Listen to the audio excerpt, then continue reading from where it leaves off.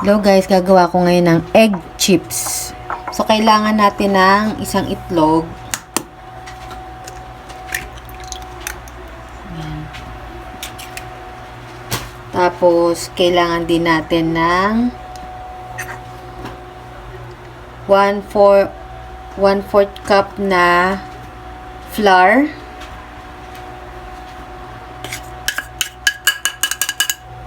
Tapos, 1/4 cup din na cornstarch.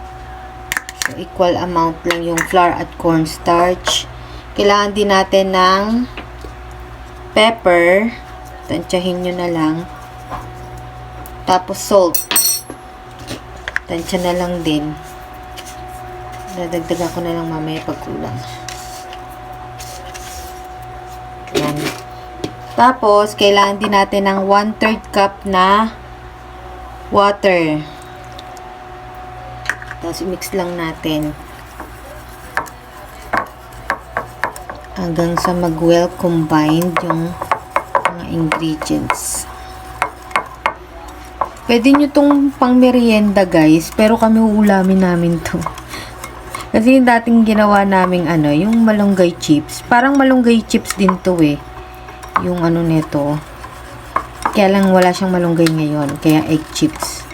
Yung malunggay chips na ginawa ko dati, inulam namin eh. At least nakatipid kami. Ayan. Ganito na yun siya. Tapos pwede yung... Ako tinitikman ko siya eh. Para malaman ko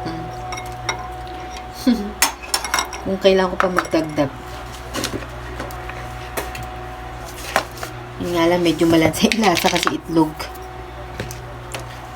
Ayan. Lagi pa tayong onting asin kasi matabang.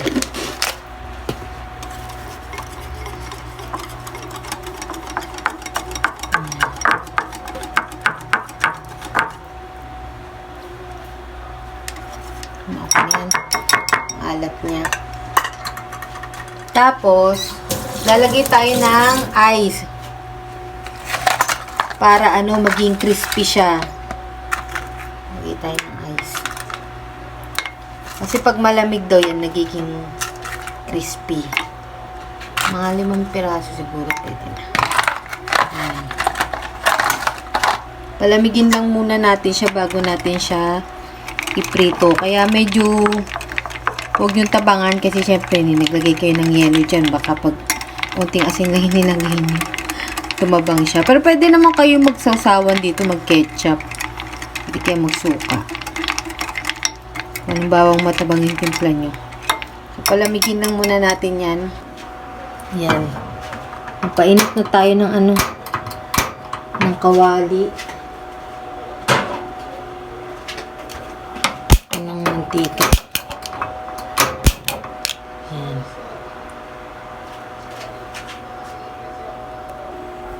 Maglagay din tayo ng mantika. Medyo damihan natin yung mantika.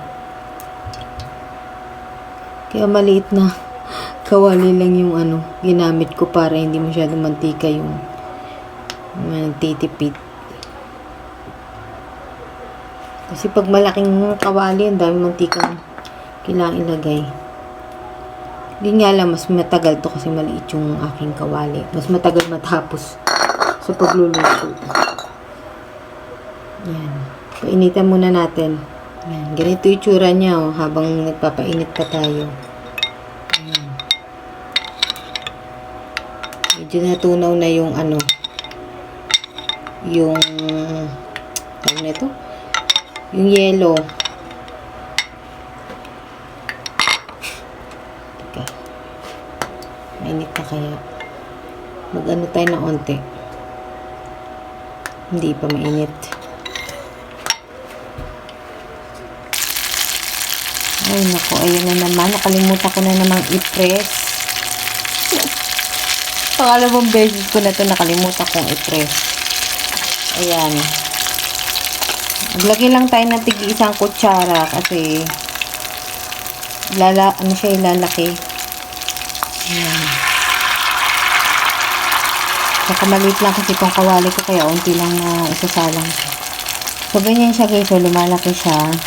Tapos huwag nyo lang pagdikit-dikitin para hindi kayo mahirapan baliktad. Tapos hintayin nyo lang siya na mag-crispy. Medyo maging brown. Kasi ito, nasalang ko na. Kalimutan ko kanina mga ganyan dapat, ganyan ka-crispy.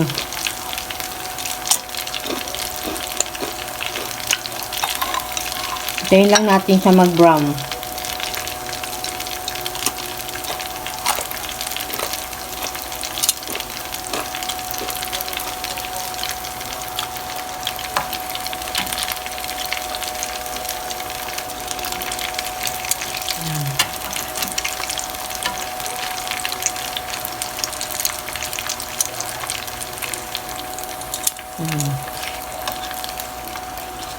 Baliktarin nila. Mararamdaman mo naman kung medyo crispy na siya kasi parang tumitigas na siya, hindi siya malambot.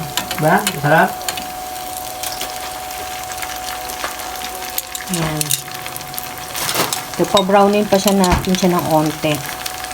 Ano, okay? Tinikman ni Father.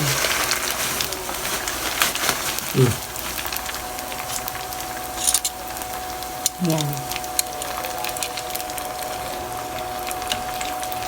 Kung ayaw nyo maging sobrang crispy, kasi itong gawa ko, sobrang crispy niya, medyo ma-brown talaga siya. Pwedeng wag nyo siya masyadong pa-brownin.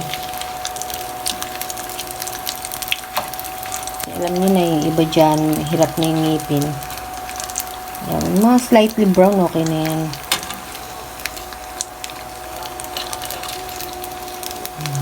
Ito, malapit-lapit na, medyo nagba-brown na siya. Lapit ko nga kayo para makita nyo. Ayan,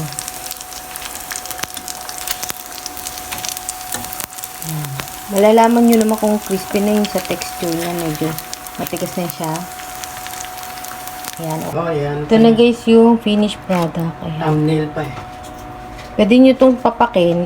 Isawsaw nyo sa chili sauce o sa suka. Tapos kahit malamig na siya, crispy pa rin. Tumatagal yung pagka-crispy niya.